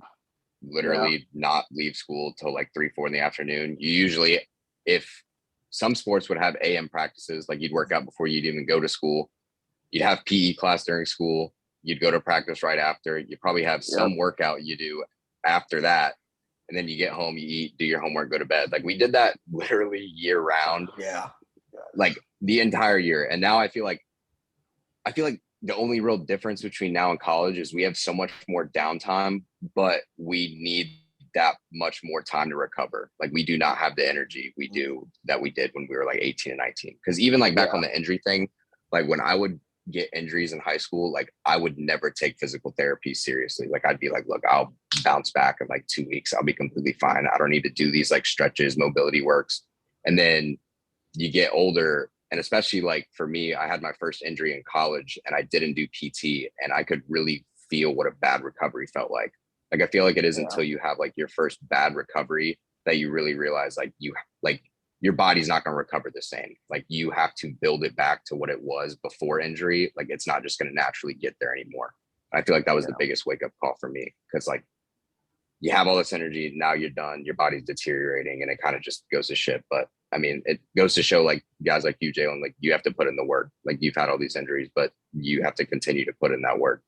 No, so, I agree with every fucking thing you just said, Zach. And I like what you talked about, like when you were younger, because I was the same way. You get injured or like you miss a meal or something, like, nah, I'll be fine tomorrow. Like, oh, I sprained my ankle, I'll be good tomorrow. Because your body's so young and so fast at recovering. And I think that also has to go with piggyback with what Jalen was saying, like guys in the NFL is just who doesn't get hurt, because then you see a lot of guys, like I'm not going to name names, but I know a lot of my friends, like when they relied on that and then they got to college and they didn't change anything and now they're not playing no more because they're just always hurt. And I'm a huge believer that you can avoid most injury with movement and with proper stretching and proper stuff like that, but they just don't do it. They're just too lazy, Yep. And also with the time that you were saying, I feel like, first of all, it's absolutely insane to me to think about that I would go to school at 6 a.m., work out, go to school, and then go to a 2-hour practice, and then go to bed at 10 p.m. And that was like a normal thing. Like that was just like, I'm just going to do that. Everyone else is doing it. That's insane to think about. But it's also like, I feel like with the time too is, we have more downtime, Zach, but I feel like we need it more. I have a job now. Like when you're that young, you don't really have responsibility yet, but now it's like I have a job. I'm about to do an internship. Like, I'm only in 4 classes and I'm only at school 4 hours a week, but I have other shit I have to do now that I didn't have to do when I was 15, and I feel like that's another thing as well, especially with football. Cause now you're talking about in high school, it's basically just go to practice every day. And now it's like, you got weight check-ins, you got film, you have this, you have that. It's like, it's your life. It sucks you in, Yep. Yeah. Yeah. Now, relating some big, because TC had a very good following. You guys had very good fans. And then what was awesome about TC is you played in a lot of big games. You know, you played Berkeley, you played Jesuit, you played Bergen Catholic. Like, you guys played very good teams. Is there still something about like Friday night lights that you miss a little, or is there like, you know, you hear it all the time. It's like that's the last time it's fun before it becomes a business. You know, do you ever reminisce on that a little? It definitely is the last time it's fun before it becomes business for sure. I mean, there's still those fun aspects of college, but I think high school was the most fun I've ever had playing football. And I do miss the Friday night lights. And it we talk about it all the time because, you know, I went to school, played against Zach. Every time Berkeley plays TC, that whole week, me and Zach are beefing the entire week over the smallest stuff. And I mean, it's like, well, when I was there, I remember I hurdled you type stuff. And I'm like, bro, like, no, we're still better than y'all. And it's crazy because I'm able to talk about those experiences that we had in college. It makes it more enjoyable to look back at TC and realize how special it was that we did and everything that we had going on. And, you know, I enjoy high school and it was a lot of fun. And it was something that if I could go back, I would definitely go back. Oh yeah, high bro. school football for sure. Oh yeah. It's like looking at the kids now playing. Like I went out to TC's practice a few days ago, and I was like, "Y'all freaking suck!" Like we wouldn't have gone for this stuff if I was here. Like I'm watching film with the guys, running back, talking about, "Hey, I look that look like you, don't?" I said, "Hell no, it don't, bro. You suck. Like you better hit that hole." But yeah, it's stuff. I miss little stuff like that. So. Yeah, I think the same thing. I coached a high school wrestling team this year, and I was like, you guys are all bums compared to when I was in high school. Like, yeah, it's just so different, bro. It's so different. It's so different. But I just think, like, obviously, look, playing at North Dakota State, playing in the NFL, that's awesome. But there's just, like, a uniqueness to high school football. Like, going to class in a suit and tie on Friday, like, yes, you're just focused. Like, everyone's talking about the game. Everyone's doing this. Then, like, I mean, if you play on the team, you don't go home usually. You stay there. Everyone goes home. All the girls get ready for the night. Like, it's like a whole function, you know. And then after the game, there's a party. Like, I just feel like that, like, uniqueness and bringing together of everything. You don't get that anymore in college. You know, it's not the same. Yeah, it's not. And you know, I think that's also something, especially with our schools. Like, we went to big time Tampa schools, and it was like, who's going to the Jesuit game because like they're playing whoever, they're playing Jefferson, whatever. Who's going to the TC game? Like it was a religious thing. Like you wanted to be part of whatever game was big that Friday night. And you know, us being locked in on Fridays, we enjoyed it. Like I enjoyed seeing all the girls walking around with the 22 bussies on their shirt. And I'm like, all right, you're gonna be at the game tonight type stuff. But I mean, I don't know how it is for y'all. I don't want to see another guy wearing my stuff. But but you know, just you've got the academy girls. I was like, shoot, I'm gonna snap every academy girl and tell them to come to the TC game. I don't want them to go to the Jesuit game. I want them to come here. Dude, so I think TC played in bigger games though overall because you guys dude, like I'm I'm not like trying to badmouth Jesuit, but they run from everybody. They don't play nobody. That's why they go. That's why Thompson's had a undefeated regular season every year. They play freaking nobody. But you guys were playing. I remember my junior year, y'all senior, Devin and Bentley's senior year. I believe that was your team that was like superstars. Oh no, my sophomore year. That was the team that was like Team of Destiny. You guys played like CCC, who was ranked first in the state that year. You played Berkeley, who was really high in the state that year. You played Jesuit that year. You played Trinity Catholic that year. You played another really good public school. Like I feel like every time TC played, it was against a good team. Versus Jesuits playing like Middleton and Spoto every week. Like it's just not. It's not the same height. Yeah, and I think that was something that, you know, as players, we knew our schedule was hard because we were in a great division. 3A was actually hard. Everybody y'all's bracket with like CCC and Berkeley, and then what was it? You had another school in there that was really good. Trinity Christian was good, but in the division there was like Fort Meade or something like that, some school like that. Oh, yeah, I don't remember who it was. There's like a weird redneck public school in there that was really good too. Yes, I know who you're talking about, but yeah.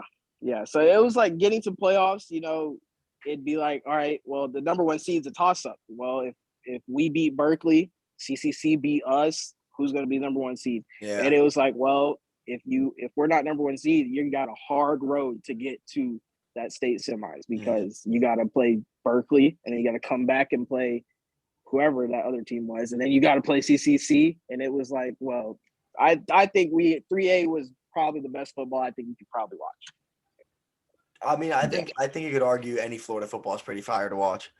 Yes. No, Yes.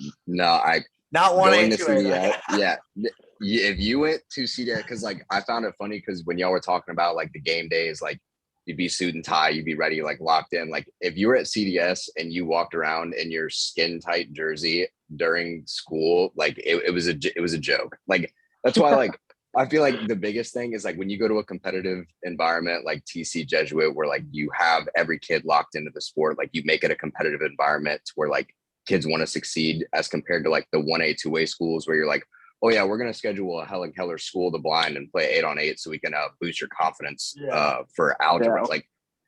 Like, come on, like what's the point of even having a program at like a smaller school if you're not going to like buy into it? Like, because that's what I always hated. Like the smaller schools always wanted more sports, but I was like, you're not going to have anyone go and support you. So like, what's the point?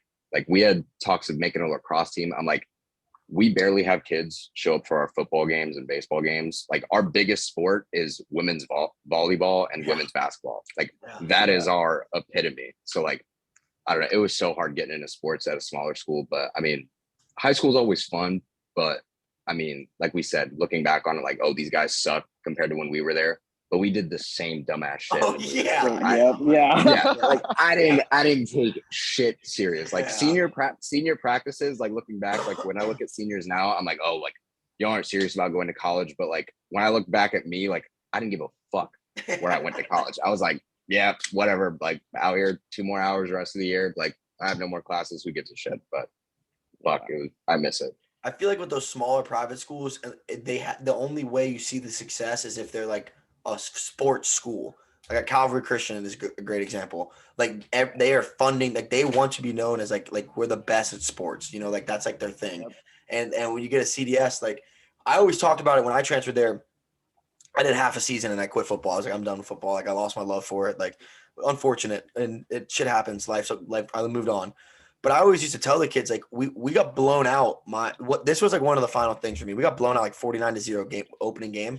And then we're at practice the next week and kids are like playing grab ass and like making jokes. And I'm like, bro, like, I was like, you guys don't understand. We just got destroyed. Like we just got blown out. And they're like, oh, that's fine. Because there's no competition. The kids that are on the team all start because there's no backups. There's not enough kids.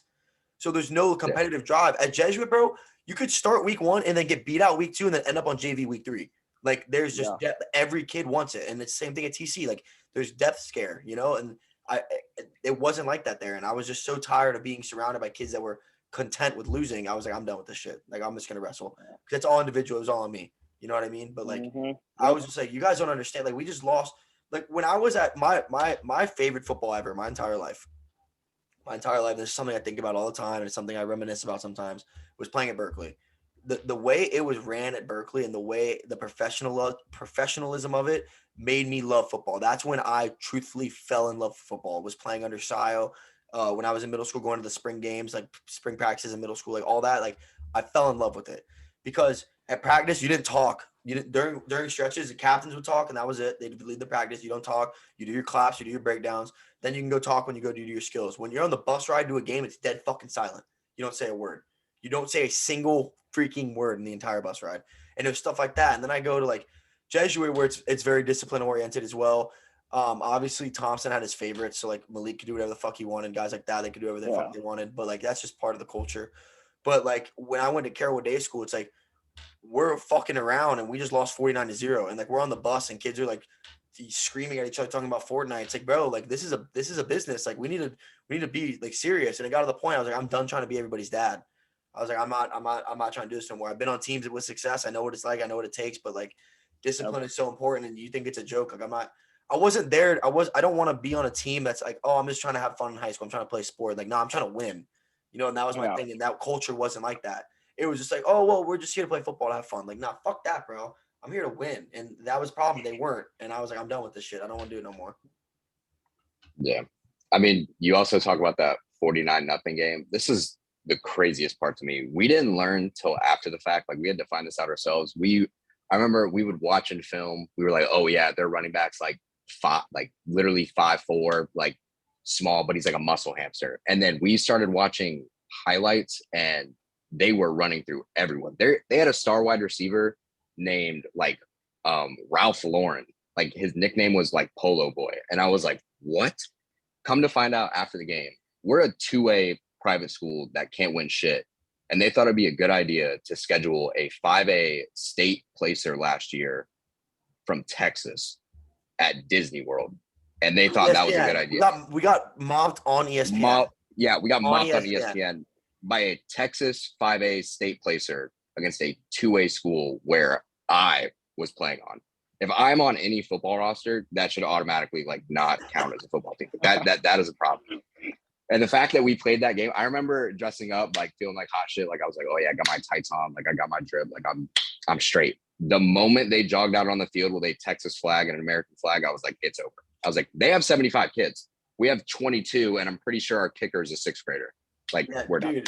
Leading up to that game, it was so hype, bro. It was so hype. Like we're getting interviewed that week because like it was like the kickoff game for high school football, and it was at Disney Wide World of Sports, and like they're interviewing us, like all of our top players, like all of our top recruited guys, like Ray Woody, Marquise, like all these kids are getting interviewed, like all this stuff. They're like sending us like emails, like showing us where we're gonna go. We bus there, like we get off the bus. There's cameras in our faces, like you feel like the shit, bro. Like we got our nicest uniforms for that game. Like we go out there, we have a good warm up, and then we just get fucked. They didn't stop them a single drive. They scored on every single drive they touched the ball. Every single drive, 49-0. You know, this kind of reminds me because, you know, I don't like talking about this. That's the same thing that happened to us when we went and played Bergen Catholic. Like, we had no idea who Bergen Catholic was until we got there. Like, they flew us out to New Jersey and everything. We went. No, that was a kickoff game too. I remember that. Yes. Yeah. Went to see the Empire State Building and the Statue of Liberty. And they put us on this dinner cruise with their JV players. So we're like, all right, these are a bunch of scrubs. Like, we're here. We're bigger than most of these kids. No like, all right, way they did that. Put us on a dinner cruise with their JV players. So we're talking hot shit. We were like, all right, yeah, we just flew all the way up here to beat their ass. Oh. And I'm telling you, we warmed up first, and you start hearing this roar coming down the street. And I said, what is that? We're looking. Here comes the student section. Student section fills the stands. It's loud. It's rowdy. I'm like, bro, what? This is their student section? Then you hear another roar coming down the street. It's the freaking team. This is the same team we just went on the dinner cruise with. They're talking about 5 stars, 4 stars. I'm like, I didn't know this is who we were playing. And sure enough, just like y'all, they scored every freaking drive. And bro, they honey-dicked the shit out of you guys. It was terrible. They definitely did that on purpose. They 1,000,000% did that on purpose. 1,000,000%. They were a nationally ranked team. Yeah, no, they were gross, bro. No, and I remember like the hype for it. The hype around it was like, oh, we got the number. You guys were number 1 in 3A at the time, I believe. And it was like the number 1 3A team in the state, and Florida is coming to play the number 1 team in New Jersey. There was a bunch of hype around that game. I watched that game.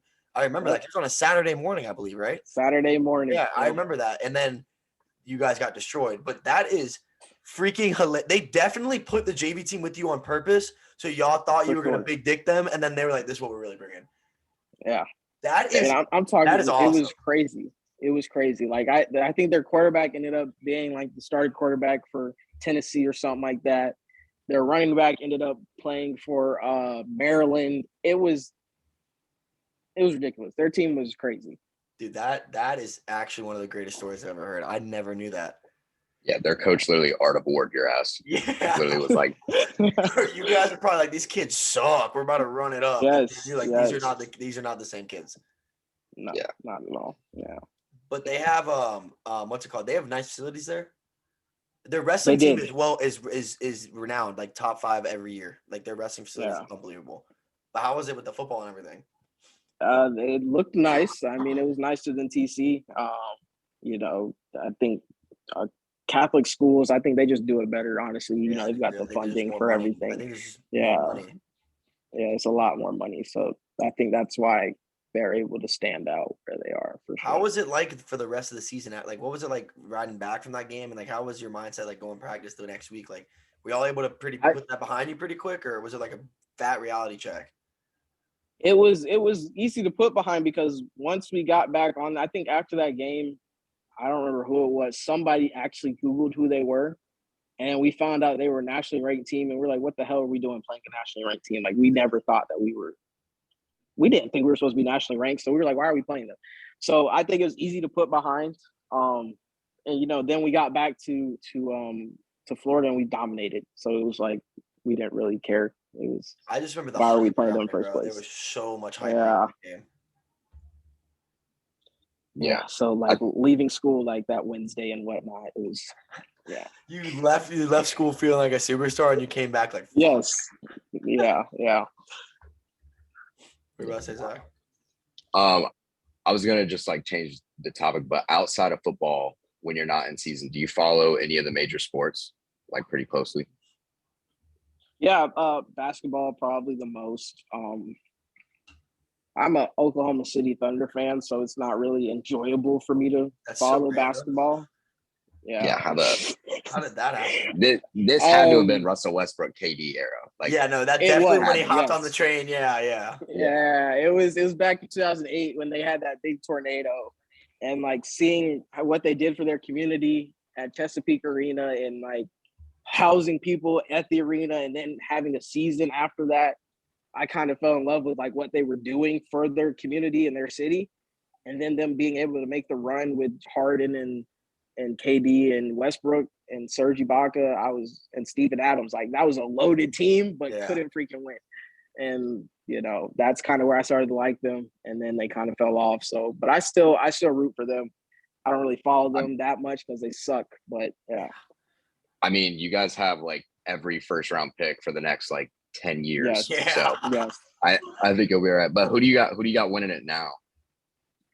Right now, see, I was a big Memphis until John got hurt and they got put out. But, I've got Miami winning it. I want Miami to win it just so I can talk so much shit up there and say that Florida we produce champions. That's all I really want to say because, we've got the Lightning, the Bucks.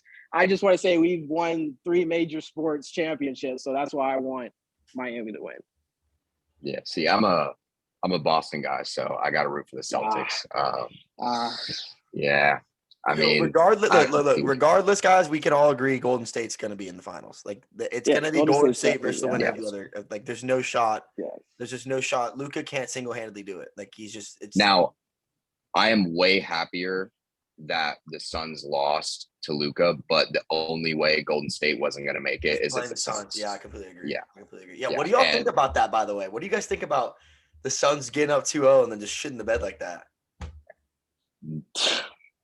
Oh, no. I have a Devin Booker jersey. I'm probably not going to put that on for another freaking year and a half.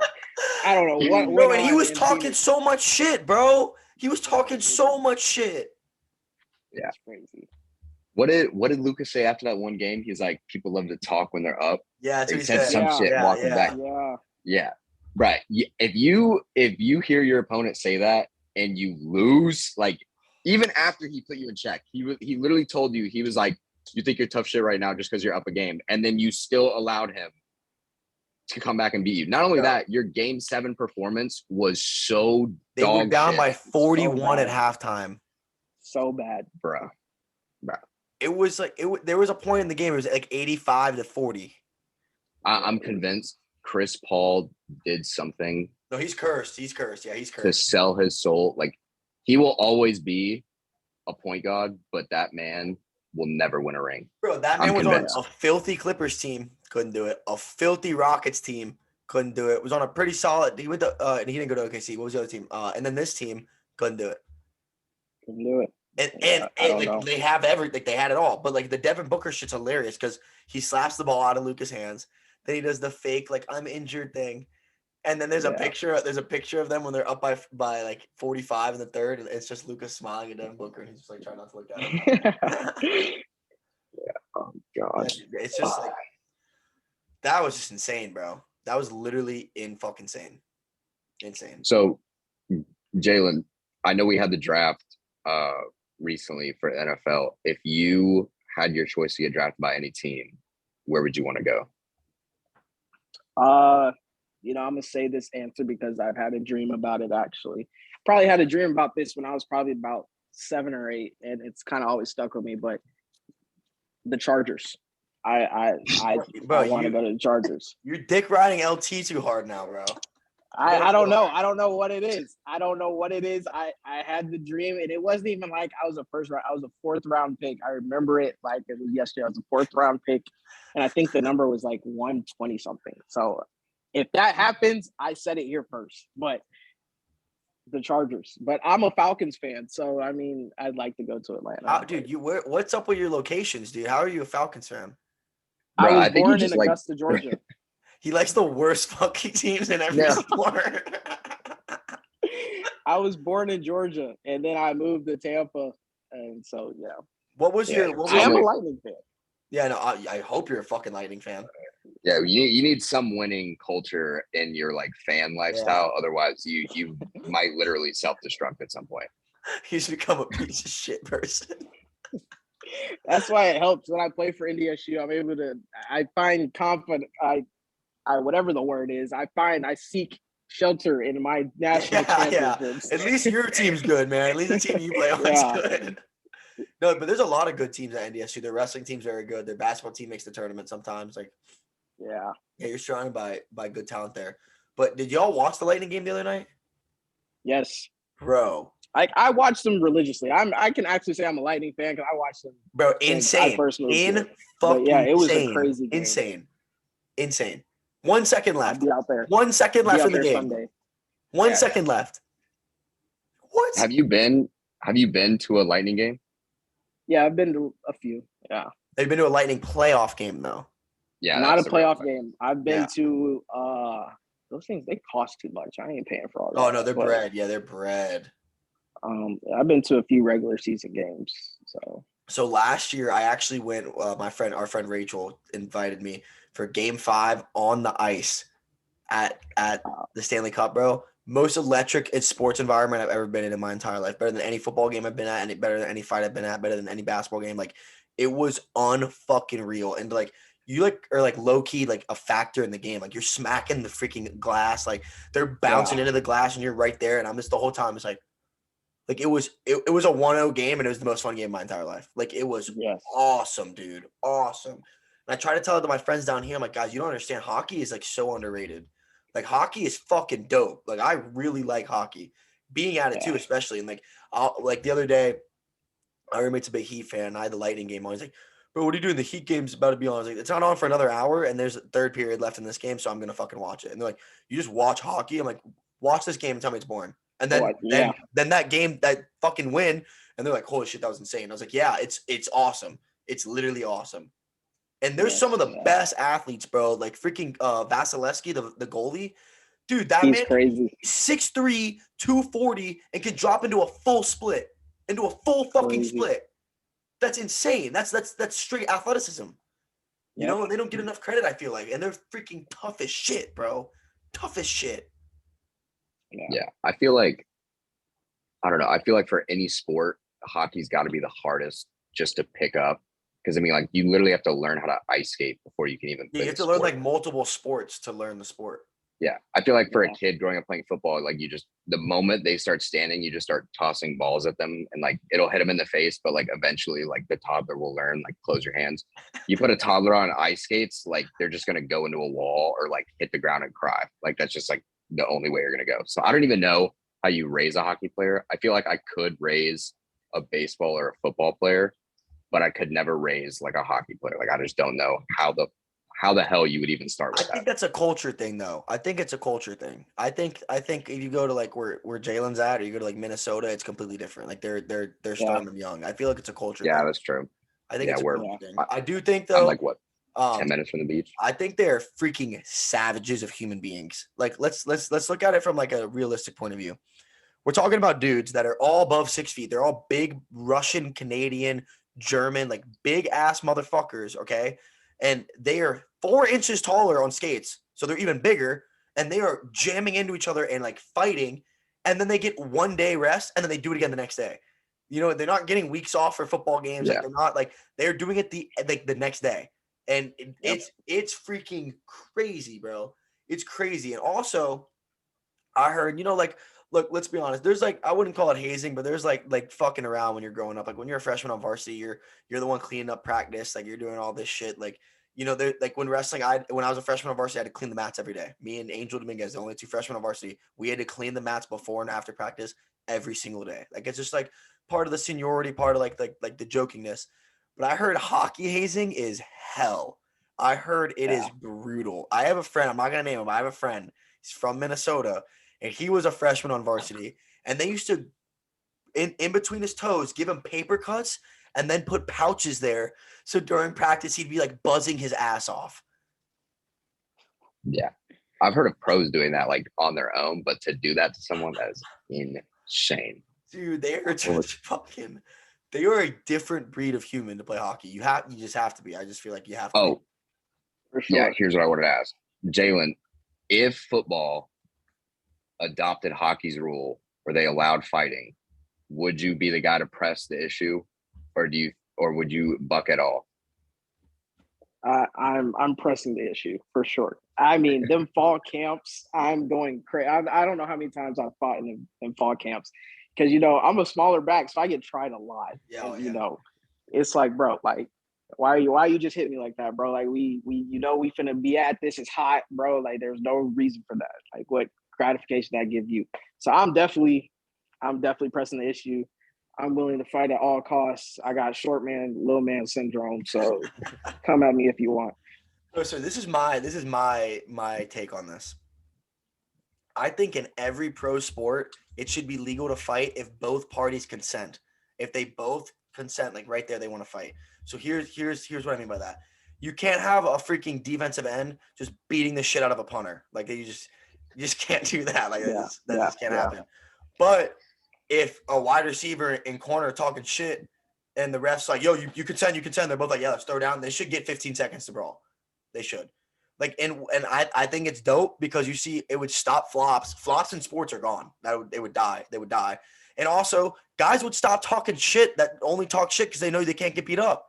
Am I wrong? Yeah. Nope. Am I wrong? Nope. Like all these dudes that try LeBron, if LeBron can fucking fight them, they're going to shut the fuck up. They're going to stop talking. They no longer want the beef. The beef's gone. It's gone. They don't want it no more. You know what I mean? And dude, my thing is like I was talking to my roommates about this, and they're like, well, baseball players aren't fighters, like soccer players aren't fighters. I completely agree. But then why are you talking like you are? If you're a grown ass adult, you're a grown man. If you and another grown man in your sport have beef and you both agree, like you tell the ref, yeah, I consent. You should be able to throw hands for 15 seconds. Not like MMA, like go into a brawl, but you should be able to throw hands for 15 seconds. They do it in hockey, and it's freaking awesome. What was it? Who fought? It was Andre Johnson, and they were playing the Titans. And I can't remember the cornerback's name for the Titans, but I remember Andre Johnson beating the shit out of this man. Literally, didn't give a fuck, was just punching him in the helmet. And I'm like, bro, he definitely doesn't feel that. But ended up getting him suspended for the rest of the game. And I think that was during Johnson's like prime 09 year when he was like putting up dummy numbers. So like you see in other sports, like you get in trouble for fighting. But then in hockey, it's like, for like the 7th time in the last week. You had 2-minute penalty box. Yeah, this guy's in the fucking penalty box for 5 minutes because he just knocked this guy's tooth out and he's unconscious, and we got to call him the fucking Zamboni hospital to roll him off. Like that, like I feel like fans like to see that shit. Like we like to see like the emotions of the game. Cause like, yeah, especially in a playoff environment, like it makes the game so much more interesting when like after every whistle stoppage, they're in their face, shoving each other. Like you can see they're fucking getting in each other's face. Like the tension's there. And I feel like when the tension's there in sports, the hype is there. So like if you can get guys chirping at each other, like we see it in college football a lot. Anytime there's like the rivalry game between Ohio State and Michigan, like when they're in the tunnel, they're literally in each other's face. They're screaming at each other. They're letting each other hear it. Like that's what we love. But like we just don't get that like violent aspect across all sports. Like we'll get it. We'll get their time for it, like pregame stuff. But I feel like hockey's the only one where like they nail that home, that like in-game, like just violence. I just think you should. I know I come from a violent sport, so my opinion might be different. But like, if two grown ass men agree to fight, they should be allowed to fight. Like they should be allowed to fight. I really think so. I agree. Yep. And if you're one of these dudes that talk a lot of shit, and then someone's like, let's fight, and you say no, you're gonna stop talking shit because everybody's gonna expose your ass. Yeah. Like, who was it when when Richard Sherman bitch slapped Taylor Crabtree? Lewan. Oh no! It wasn't Sherman. It was Josh Norman. Or yeah, It was Josh Norman and Taylor Lewan. Yeah. He bitch slapped Taylor Lewan. Like, bro, Taylor Lewan is like a big ass dude. Like, if you want to, 320. yeah, no shot. Yeah. You don't stand a chance. Like, why are you trying that? He man? didn't even try Why to are fight you him back. He just like bumped into him and knocked him back like 10 feet. Bro, he gave him like 2 finger points from like 2 feet away, and Josh Norman was like, "Fuck you doing?" Yo, but like it comes to a point where like that dude's just so big. Like, why are you even trying to fight him? Yeah, you might be in the wrong. Just take your L there, bro. Like, there's no like you're not getting anything out of that.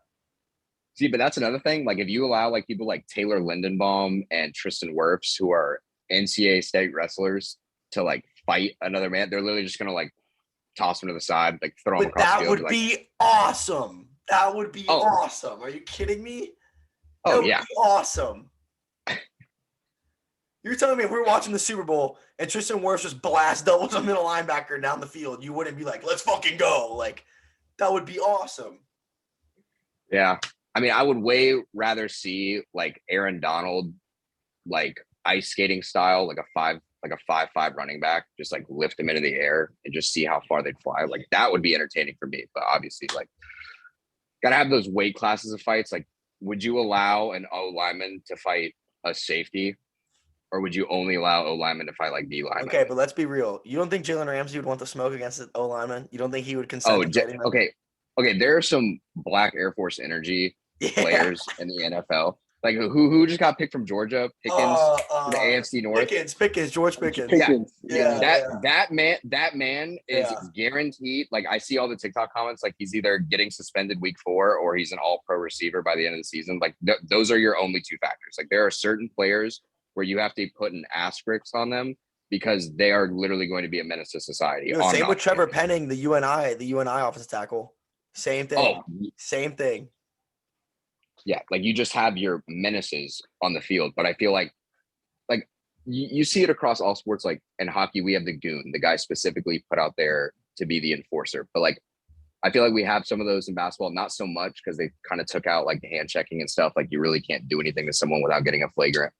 But I mean, in football, you still have your enforcers. Like, you have your hard hitting safeties, you have your linebackers over the middle. Obviously, they're trying to cut back on CTE, but they're trying to cut back. I don't think they're gonna ever fucking cut back from CTE. I mean, dude, players are just too good. I mean, you like the only difference between us and rugby is like they're way more content with like form tackling. In football, you literally just have guys like light each other up, like helmet to helmet, like they didn't care. Yeah, like how many times do you say in practice do you get popped where like your head's like ringing a little bit? Because I remember in high school for me, it was like literally every other play. I was like, wow, my head really fucking hurts right now. Yeah, for sure. I think as a freshman, it happened more, but now that I'm like an upperclassman, it doesn't happen as much. But that freshman year, it was definitely like every other play for sure. Yeah. Yeah. Hey, Jalen, just want to thank you for coming on, man. I really appreciate your time. I know we ran a little bit longer than expected. Oh, no, it's all good. But, hey, it was awesome to hear from you, bro. We're definitely going to keep up. We'd love to get you on more, especially if we could try to get something during the season after a big game or something like that. And maybe me and Zach will try to find a way to get up there for a big game, too. It'd be kind of fire. Yes, for sure. Appreciate y'all having me. No, of course, dude. We'll keep you posted with everything, man. Thanks for coming on, dude. Yep. Yeah.